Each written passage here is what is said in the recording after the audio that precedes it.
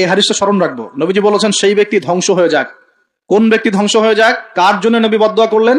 যে ব্যক্তি তার পিতামাতাকে পেয়েছে কিন্তু পিতামাতাকে পেয়েও তার খেদমত করে জান্নাত লাভ করতে পারলো না, এই ব্যক্তি ধ্বংস হয়ে যায়। বলেন নাউজুবিল্লাহ। যাদের পিতামাতা আছে অবশ্যই খেদমত করবেন। ওয়ালা তাকুল্লাহুমা উফফিন ওয়ালা তানহারহুমা, তাদেরকে বিরক্ত হয়ে উফ শব্দটাও বলা যাবে না এবং ধমকের সুরে কথা বলা যাবে না, বরং বলতে হবে ওয়াকুর রাব্বিরহামহুমা কামা রাব্বায়ানি সগীরা, দোয়া করতে হবে। যাদের পিতামাতা নাই তারা জানে পিতামাতা চলে যাওয়ার কি কষ্ট, তাই না? তাই না?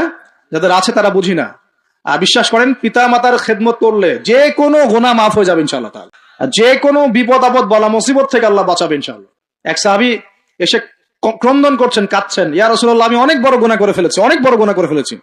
নবীজি বলছেন বাসায় চলে যাও, বাসায় চলে যাও, তোমার মায়ের সেবা করো, গুনাহ মাফ হয়ে যাবে ইনশাআল্লাহ। তিনি জিজ্ঞাসা করলেন না কি গুনাহ করেছো, জিজ্ঞাসা করলেন না কি গুনাহ করেছো, তিনি বলছেন আমি অনেক বড় গুনাহ করেছি। নবীজি বললেন বাসায় চলে যাও, আল্লাহর কাছে ক্ষমা চাও, মায়ের খেদমত করো, গুনাহ মাফ হয়ে যাবে ইনশাআল্লাহ।